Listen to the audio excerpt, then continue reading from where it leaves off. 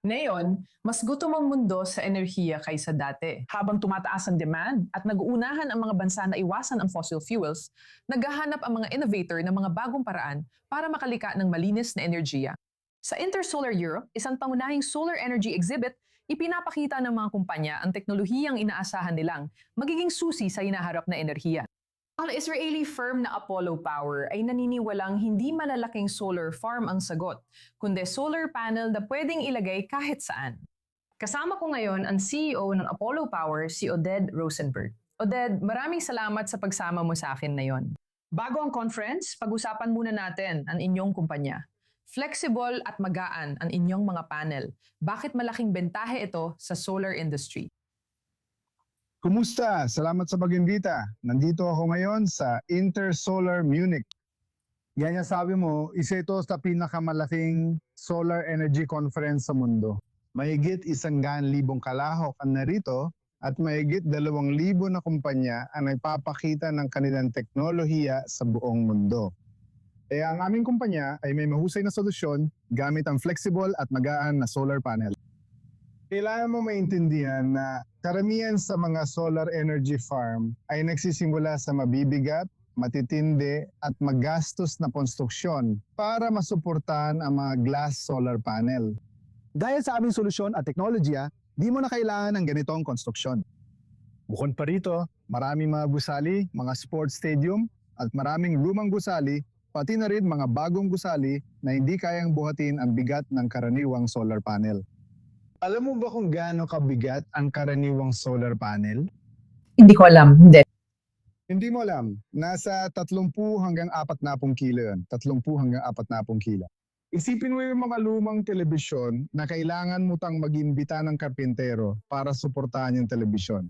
Ganon din sa solar energy. At yung mga panel mo, gaano kabigat ang mga yon? Sa amin, mas mababa sa amin. Sige, oo, malaking pagkakaiba yan. Sobrang malaking pagkakaiba talaga yan. Hindi mo na kailangan ng mabigat na konstruksyon pero mahalaga pa rin ito dahil magagamit natin. Ibang mga materyales at iba't ibang hugis ng mga gusali. Halimbawa, kung bilog ang bubong, pwede natin ilagay ang magaganda nating solar panel kahit saan. Sa palagay ko, ito ang dala natin sa mundo. May iba pa ba sa komperensyang dinadaluhan mo ngayon na kinasasabikan mo? Nasasabi ko ako sa lahat ng nandito. Sa tingin ko ito ang meka ng, alam mo na, lahat ng mga innovator, mga eksperto sa solar mula sa iba't ibang panig ng mundo. Sa tingin ko, napaka-exciting na magsama-sama tayo dito. Naglalabas kami, by the way, ng aming mga bagong produkto para sa industriya ng RV or recreational vehicles, para sa defense industries, at para sa mga magagaan na gusali, syempre.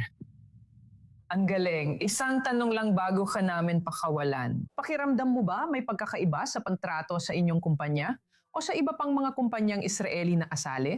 O ayos lang at lahat ay sabik na magbahagi ng kaalaman?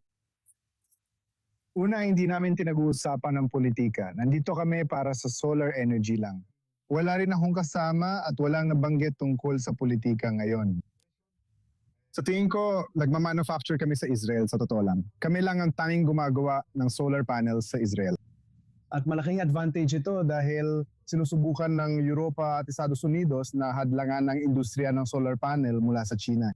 Kaya ang makahanap ng mahusay na tagagawa ng dekalidad at makabagong solar panels na hindi nagmamanupaktura sa China, parang kamangha-mangha talaga. Unitin ko, walang politika dito. Industriya lang ng solar at solar panel. Walang politika pero napakagandang produktong gawa sa Israel. Oded Rosenberg, CEO ng Apollo Power, salamat sa pagsama ngayon. Maraming salamat.